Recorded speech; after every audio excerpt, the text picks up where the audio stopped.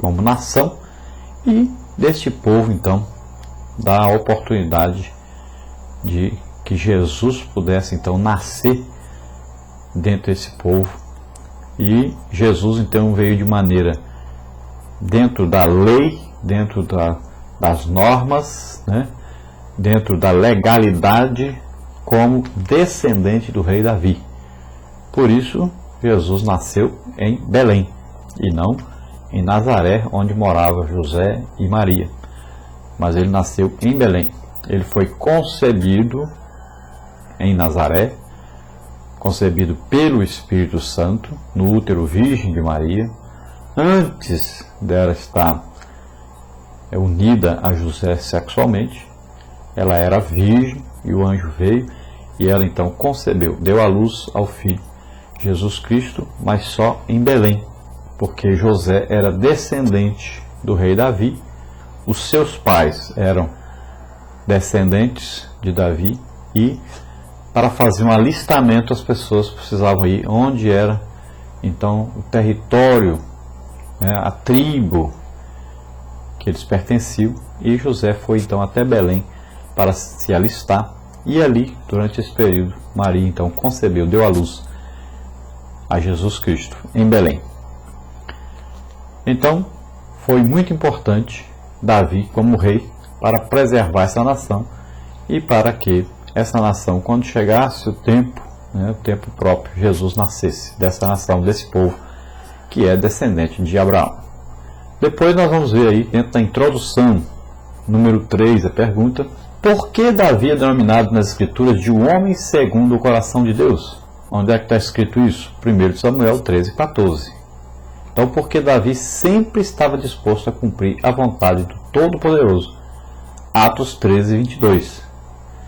E nós sabemos também que Davi era um adorador, né, por excelência. Então, nós vemos aí que Davi era um homem completamente diferente dos outros. Desde jovenzinho já era completamente diferente dos outros. Era uma pessoa que estava sempre buscando a comunhão com Deus e confiava no poder de Deus. Muita gente fala sobre Deus, mas não confia no poder de Deus, não acredita no poder de Deus. Veja bem que Davi enfrentou leão, enfrentou urso, porque ele confiava em Deus. Ele enfrentou o gigante Golias porque ele confiava em Deus, ele confiava na palavra de Deus, ele tinha fé realmente em Deus. Então, um homem diferente dos outros. Depois, na parte 1, as circunstâncias em que Davi foi chamado. Então, a pergunta número 4, a partir de que a vocação ou o chamado de Davi por parte de Deus externou-se ou se tornou realidade, né? Então, a partir da rejeição de Saul pelo Senhor, que está em 1 Samuel 13:13-14 e capítulo 15, versículo 26 ao versículo 28. Quando Deus rejeita Saul, Deus já prepara um substituto.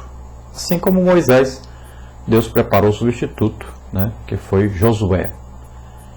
E sempre quando Deus tem uma pessoa para fazer a sua obra e que essa pessoa não está fazendo como deveria, né, não está cumprindo aquilo que Deus queria que ele cumprisse, quando essa pessoa não se dispõe para fazer o que Deus quer que ele faça, Deus escolhe outra pessoa para substituir, né?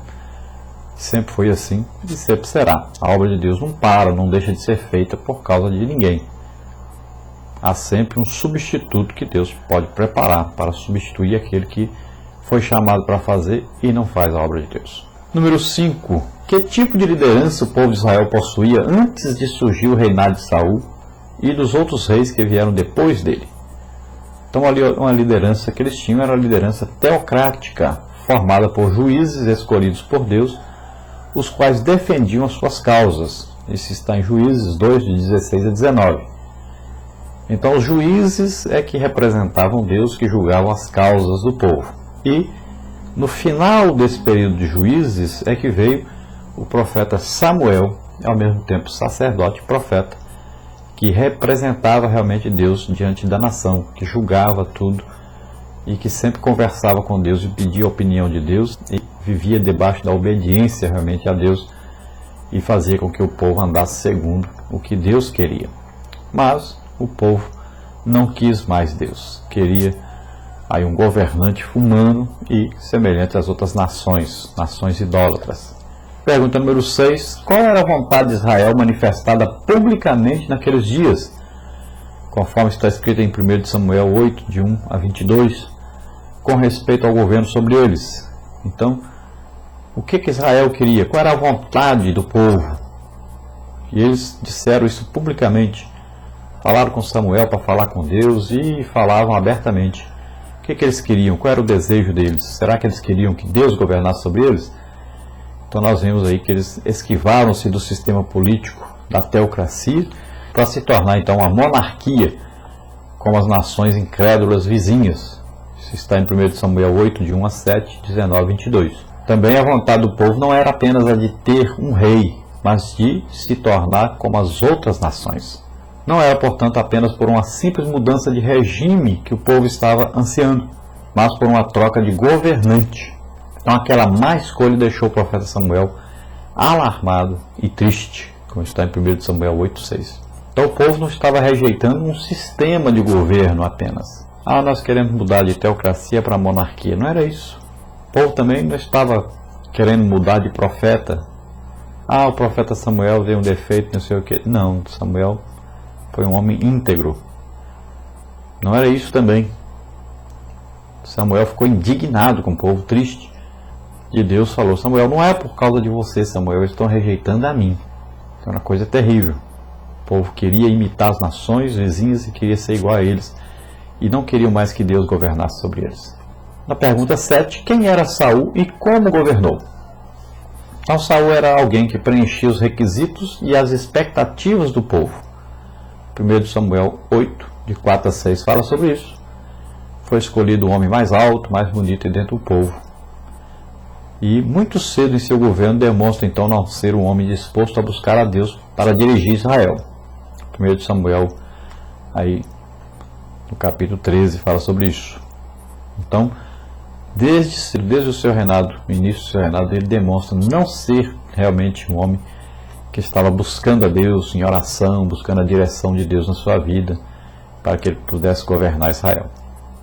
Samuel logo observou ser ele então um rei carnal, fraco, desobediente e sem espiritualidade, e portanto desqualificado como líder do povo eleito de Deus. 1 Samuel 13, 14, 15, 26 a 28. Então olha aí os grandes defeitos de Saul. Ele era um homem carnal, gostava mais das coisas da carne do que das coisas do espírito, buscava mais a parte física do que a espiritual, né? Era um homem fraco. Então não é fraco de força física, mas fraco porque mudava de opinião, né? E também aceitava opiniões. Também ele era convencido facilmente pelas pessoas e nunca buscava a opinião de Deus, e nunca ele desejava que Deus realmente desse a última palavra. Também era um homem desobediente. Deus mandava fazer uma coisa e ele fazia outra. Então ele se julgava tão grande que queria fazer do seu jeito e não do jeito de Deus. Também era um homem sem espiritualidade. Então um homem que não consultava a Deus, um homem que não acreditava na direção divina. E muita gente hoje está vivendo assim. Ao invés de consultar a Bíblia sobre as coisas, não, toma a decisão que vem à sua cabeça e pronto. Ou então segue os conselhos das pessoas que nem temente a Deus são. Então era um homem que estava desqualificado como líder do povo eleito de Deus. O maior problema era que um fracasso iminente do rei significava a derrocada de toda a nação. E isso infelizmente não tardou a acontecer. Então quando o rei fracassava, o povo todo fracassava e tinha problemas sérios, né? Cujas raízes foram cortadas, permanecendo como sua folhagem verde por algum tempo, mas depois mostrou quem era.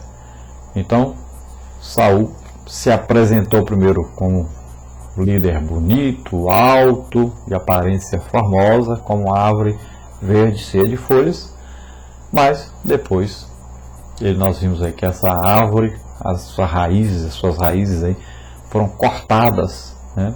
E morreu. Uma árvore que sumiu, desapareceu. Depois, pergunta 8, o que fez o Senhor para corrigir o problema do governo de Israel e quem foi escolhido em lugar de Saul? Então o Senhor buscou para si um homem que lhe agradasse e que se tornaria aí príncipe sobre o seu povo. 1 Samuel 13, 14. Então Davi era esse homem escolhido. 1 Samuel 16, 12 e 13. Então Deus procurou outro homem para substituir.